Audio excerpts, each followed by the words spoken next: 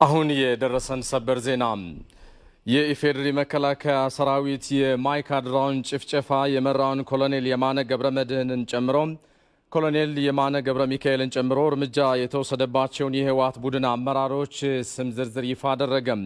ከተማረኩ የህወሓት ቡድን አመራሮች መካከል የቀድሞው የትራንስፖርት ሚኒስትር ዴኤታ ወይዘሮ ሙሉ ገብረ እግዚአብሔር እንደሚገኙበት ገልጿል።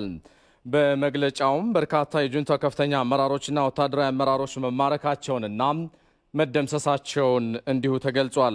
ብርጋዴር ጄኔራሉ የመከላከያ ኃይልና የፌዴራል ፖሊስ በቅንጅት በወሰዱት እርምጃ በርካቶች መማረካቸውንና እጅ ለመስጠት ፈቃደኛ ያልሆኑ መደምሰሳቸውን አንስተዋል።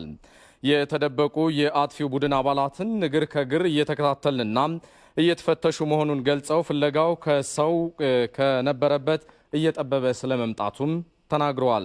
እየተካሄደ ባለው ፍተሻ የቡድኑ አመራሮች በየዋሻውና በየቤተ ክርስቲያኑ ተደብቀው መገኘታቸውንና የቤተ ክርስቲያን አባቶችን አልባሳት ለብሰው የተገኙ ስለመኖራቸውም ተገልጿል።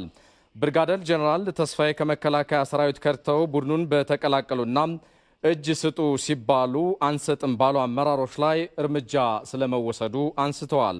በዚሁ መሰረት የማይካድራውን ጭፍጨፋ የመራው ኮሎኔል የማነ ገብረ ሚካኤልን ጨምሮ እርምጃ የተወሰደባቸውን የህወሓት ጁንታ ቡድን አመራሮችን ስም ዝርዝር ይፋ ሆኗል።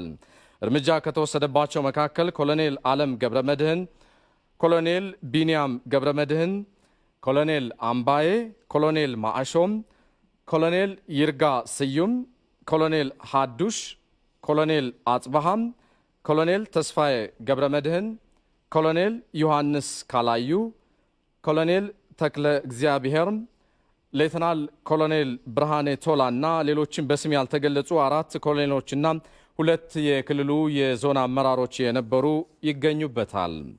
እጅ ከሰጡ የጁንቶ አመራሮች መካከልም የቀድሞው የትራንስፖርት ሚኒስትር ዴኤታ ወይዘሮ ሙሉ ገብረ እግዚአብሔር እንደሚገኙበትም በመግለጫው ተብራርቷል። በተመሳሳይ ሀዱሽ ዘውገ ገዛሃኝ የክልሉ ኦዲት ኃላፊ የነበረ፣ ሰለሞን ህሉፍ ንጉሴ የክልሉ ልማት ስልጠና ኃላፊ የነበረ፣ ኪዳነ ማርያም ገብረ ክርስቶስ ፋሲል የክልሉ ጠቅላይ አቃቢ ሕግ የነበረ፣ ባህታ ወልደ ሚካኤል የክልሉ ትምህርት ቢሮ ኃላፊ የነበረ፣ ሀጎስ ወልደ ኪዳን ገብረ ማርያም የክልሉ ኢኮኖሚ ቢሮ የልማት እቅድ አስተባባሪ የነበረ እጅ መስጠታቸው ተገልጿል። በተጨማሪም በርካታ ቁጥር ያላቸው የሚሊሻና ልዩ ኃይል አባላት እጃቸውን መስጠታቸውን ተገልጿል። ከተማረኩ የጁንታው አባላት ዶክተር አለም ብርሃኔ፣ ኮሎኔል መብርሃቱ ገብረ መድህን፣ ኮሎኔል ሀዱሽ ሀጎስ፣ ኮሎኔል ህሉፍ ተክለ መድህን፣ ሌተናል ኮሎኔል ተክለ ህይወት አሰፋ እንደሚገኙበትም በመግለጫው ተብራርቷል። ለጥፋት ሲንቀሳቀስ የነበረ የህወሓት ቡድን አባል ገብረ አምላክ ይህዩብ የተባለም የመቀሌ ዩኒቨርሲቲ የህግ መምህር መማረኩንም ተገልጿል።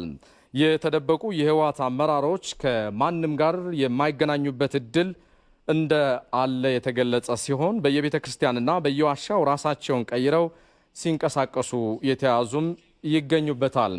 የጥፋት ቡድኑ የራሱ አመራሮቹ ሲሞቱ በሰውነታቸው ላይ የፈጸመውን ጭካኔ የተሞላበት ድርጊት ገልጸዋል።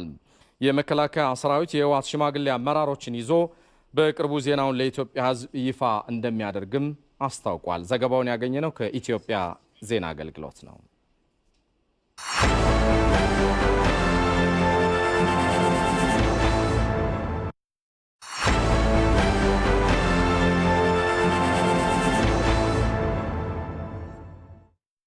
ይሸጡታል። ሲሸጡ እንዳለ ገዢ ካገኙ አገኙ፣ ካላገኙ እየበታተኑ ዛሬ በባንኮች እጅ ያለ በጣም በርካታ ንብረት አለ። ስለዚህ አርጊው መደረግ ማለት መነጋገርና መወያየት አለበት።